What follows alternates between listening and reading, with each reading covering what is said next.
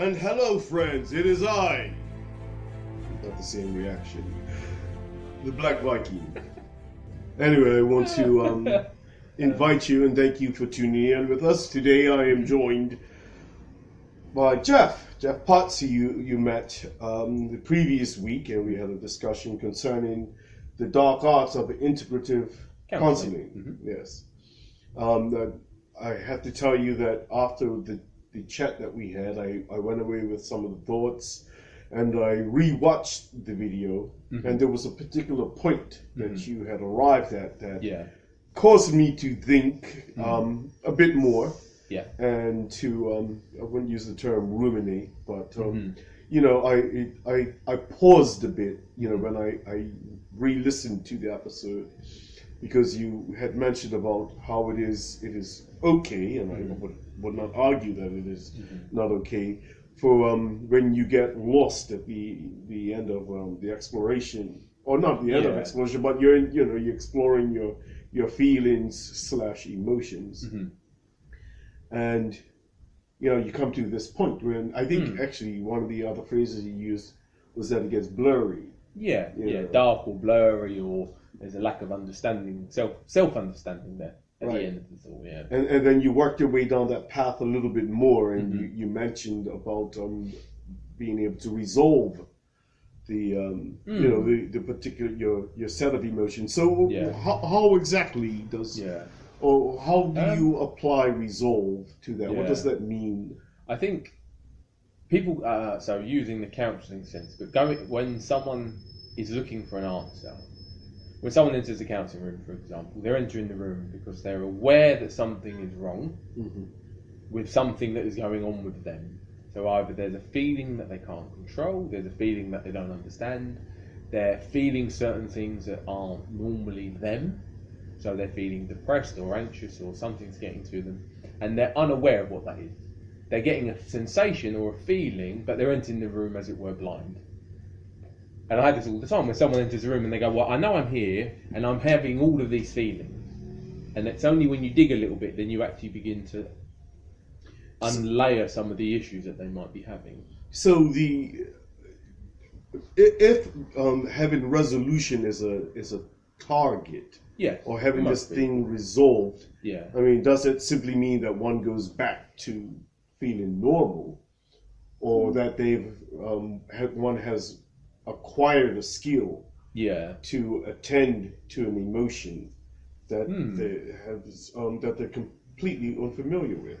Sure. Well, I think normal is a very difficult word to use. I always use that with like the finger marks, because actually normal isn't a thing that's a standard.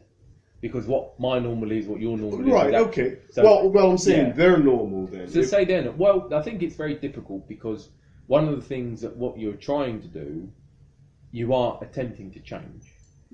So there's this feeling, emotion that you're not able to conquer for whatever reason. And that by shifting your way of thinking, the way that you're doing things, you begin to cope better and are able to push through whatever this thing that you're attempting to conquer. And actually, it's very hard to change when you become... it's very hard to go back to normal, your normal, when you're becoming aware of the things that you are doing. Because actually, when you're aware of them, how do you possibly... Then you can't... Unless you're in denial, it's very hard to then become unaware of them. One of the sticking points for me with regards to just dealing with issues generally is the idea when we make a decision, what is the benefit? All right? And I mean, is it important for anyone to recognize, and this question might answer itself, but is it important for anyone to recognize the benefit of their suffering? Is it important for people to, if someone loses a child, if a woman loses her child, I don't know how it is, we try to invite, we give them an invitation, or you give them an invitation to comfort somehow, to deal with the loss of a child. I'm not certain what the actual overall benefit is for the person to feel the term better. Look, at this moment, I am lost to find that language that would that helps me along this particular path. Yeah. Because if a woman is completely distraught, having lost her child, I did watch that section and I attached it to the video about sympathy and empathy. Oh yes, Joe. And certainly, you know, I want to find the value, the absolute value of empathy. You know, how does it actually help to solve such an issue if a mother loses a child? I mean, what is a good resolution for her? Well, I think the thing that you can't see it as is a benefit or a cost, because it's not a benefit cost evaluation, and there isn't an element of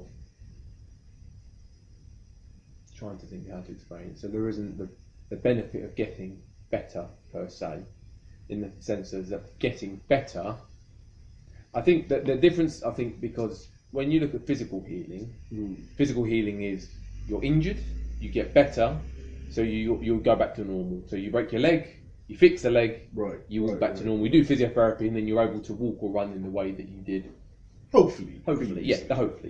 I think the thing with emotional and mental well-being is the fact is that sometimes better means that isn't the fact that it is resolved as per se, in terms of you are not better, but you are better able to cope with the suffering that you are experiencing. And that the fact is that sometimes it's about coping with the emotions that you're dealing with rather than having them overwhelm you. Because most people, I think, do enter the room overwhelmed. Yeah. They feel as if this situation is overwhelming them, they're not able to cope, they see no resolution, they don't see how they can help themselves.